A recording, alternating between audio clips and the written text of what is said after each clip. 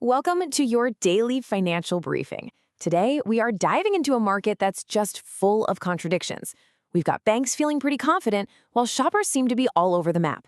And on top of all that, there's a huge question mark hanging over one of Wall Street's most powerful CEOs. Let's get right into it.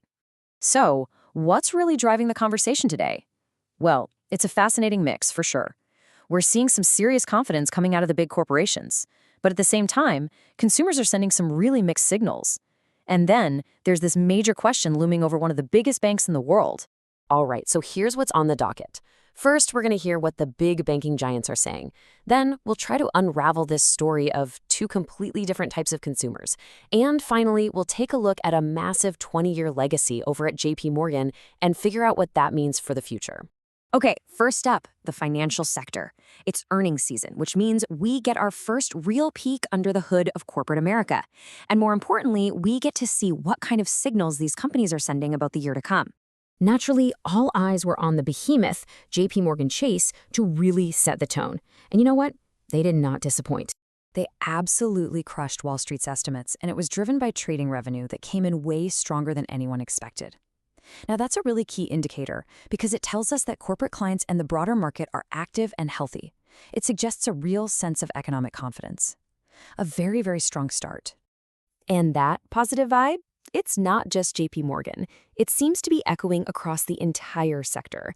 Let's take BNY Mellon, another major player who is also painting a pretty rosy picture. And get this isn't just about how they did last quarter. BNY Mellon is looking ahead, and they're actually raising their profit targets for the medium term. Their CEO, Robin Vince, even used the word turnaround. And believe me, that's a powerful signal of confidence in what's coming down the pike. But here's where it gets interesting.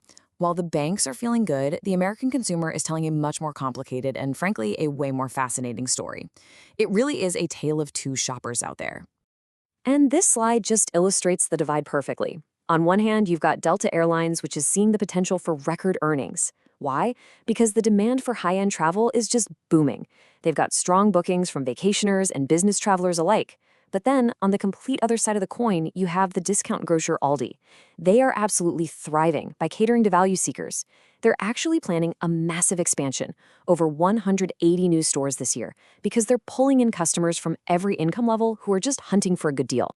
This quote just nails it. This isn't just about people trying to save a few bucks on groceries anymore. It's a real structural shift.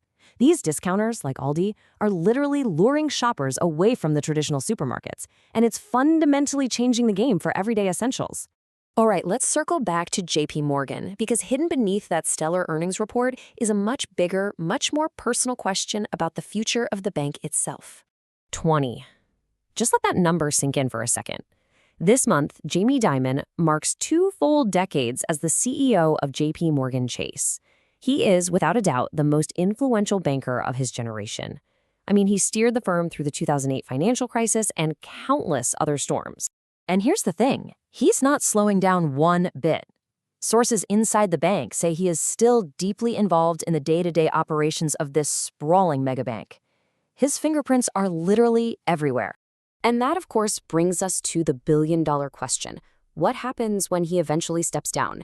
A massive era is coming to a close, and the succession plan, or lack thereof, at one of the most important banks in the world creates a huge amount of uncertainty for investors and for the market as a whole. So, let's put it all together. We've got confident banks, a split consumer, and a major leadership question. What's the key takeaway for you as you go about your day? Well, what we're really seeing are 3 distinct things happening all at once. First, the banking sector is flashing a green light. They're feeling optimistic. Second, the consumer is clearly divided between those splurging on premium goods and those hunting for bargains. And third, leadership really matters. And the transition at a place like JP Morgan is a huge variable we all need to keep an eye on. So this really leaves us with one critical question to ponder. Is this complicated mess of confidence and caution, of luxury spending and penny pinching, is this just a temporary thing, or is this the new economic reality we all need to get used to? Something to think about. Thanks for tuning in.